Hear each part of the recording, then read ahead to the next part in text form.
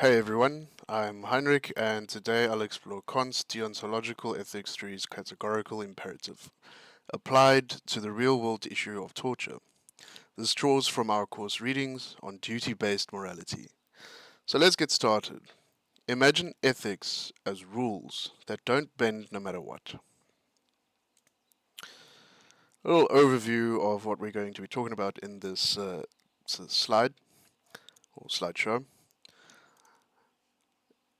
We'll cover what deontology is, break down Kant's three formulations of the categorical imperatives, apply them to torture, connect the golden rule, discuss criticisms, and finally we'll wrap up. Remember, Kant says morality is about rational duties, not outcomes, like following traffic laws, even if no one is watching. What is deontology?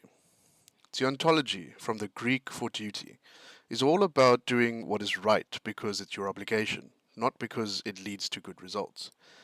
Kant emphasized goodwill. Acting from duty alone gives moral worth. For example, helping someone out of sympathy is nice, but doing it because it's right is truly moral. This sets the stage for his categorical imperative. Kant's goodwill and intentions. Kant says only a goodwill will make actions morally worthy, meaning you act because reason tells you it's right, not for rewards or feelings. Hypothetical imperatives are if then. If you want success, then you should study. But categorical ones are absolute, absolute commands like don't lie, or don't steal. Your maxim is the rule behind your choice, which we test for morality. The categorical imperative. The categorical imperative is Kant's big idea, an unconditional rule from from reason. It's got three formulations, but they're like different lenses on the same principle. We'll use them to evaluate torture, remembering Kant's view that humans have inherent dignity because of our rationality. The scenario. Torture. Torture means deliberately causing severe suffering, often to extract information, like a ticking time bomb, you know, where it might save a life, or several lives. But deontologists ask, is it right on principle? We'll apply Kant's formulations to see why it might violate human dignity in personal choices, professional codes, example within the military, or societal rights. The first formulation. Only act on rules, maxims you could want everyone to follow without contradiction. For false promises, if everyone lied, promise lose meaning. It's a logical contradiction. The same goes for stealing. I mean, no property means no stealing is possible. It's like asking, what if everyone did that? Now, for torture, the maxim might be, I mean, sure, it's torture if it gets information, right? Universalized, anyone could torture for good, for good reasons. Parents, bosses, you name it, leading to societal breakdown. It's a contradiction because torture relies on authority, but universalizing it destroys it. So Kant says no, it's immoral. Second formulation, humanity as an end. Treat people, including yourself, as ends with inherent value, not just tools. Humanity or humans have dignity from rationality.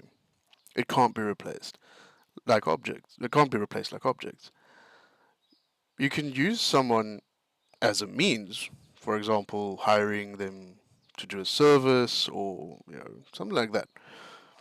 But one must respect their ends too. A little quote: "What has a price can be replaced. Dignity admits no, dignity admits of no equivalent. In torture, the victim is purely a means.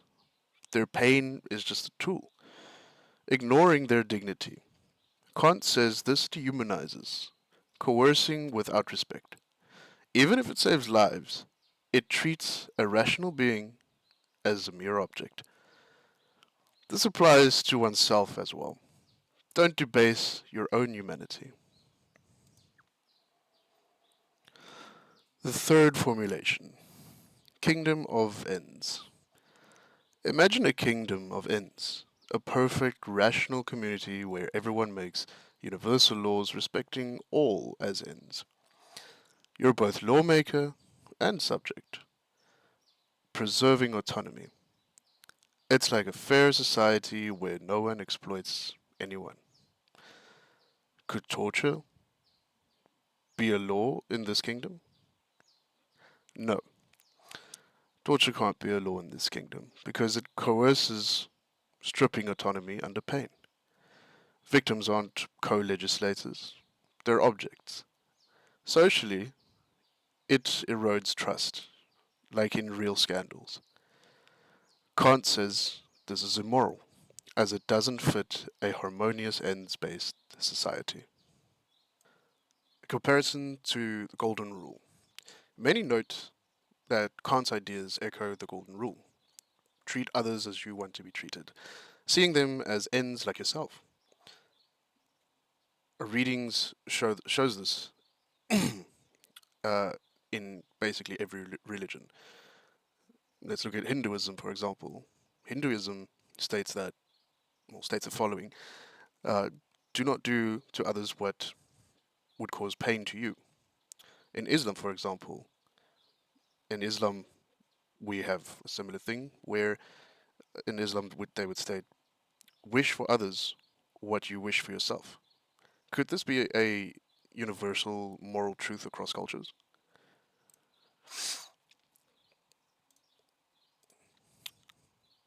So yeah, let's move on to some criticisms and pushbacks on Kant's ideas before wrapping up. Critics argue that the ontology is too rigid. It doesn't allow exceptions, even in tough spots. For instance, imagine a murderer at your door asking if their victim is inside. Kant says you can't lie, because lying can't be universalized, no matter the consequences. This seems extreme to folks like utilitarians, sorry, who prioritize outcomes. Another another knock. It undervalues emotions and compassion, focusing solely on cold reason and duty. Plus, it doesn't directly extend protections to non-humans like animals, since only rational beings have that inherent dignity, though some modern thinkers adapted. But don't throw out the baby with the bathwater. The implications of Kant's framework are massive and positive. It demands absolute duties that shape our lives and personal decisions. It pushes us to always uphold human dignity, like treating friends as ends, not tools. Professionally, it underpins ethical codes, such as doctors do not harm, oaths or lawyers, honest, honesty rules. Socially, it's influenced big picture stuff like international human rights laws, including UN conventions that outright ban torture because it violates the universal dignity. Tying back to our scenario, per deontology, torture is always wrong. No greater good excuses, reinforcing why Kant's principles remain a cornerstone of ethics today, despite the flaws. Alright, let's bring this all together in our summary. The key takeaway here is that torture, flat out, fails. Kant's the three formulations of categorical imperative. It can't be turned into a universal law without creating total chaos and contradictions. It treats people as mere tools by violating their inherent dignity and autonomy.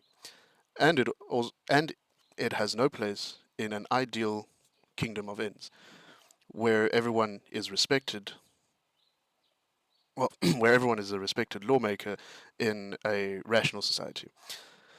This really underscores the heart of deontology. It's all about sticking to your duties, honoring human dignity, and applying universal principles through reason, no matter the situation or outcomes. We've drawn from solid sources like the chapter by Matthew and Hendricks on Kantian ethics, Minick's article exploring how the Golden Rule echoes these ideas across religions, and Kant's own groundwork for metaphysics of morals, as cited in our readings. Thank you so much for listening, and goodbye.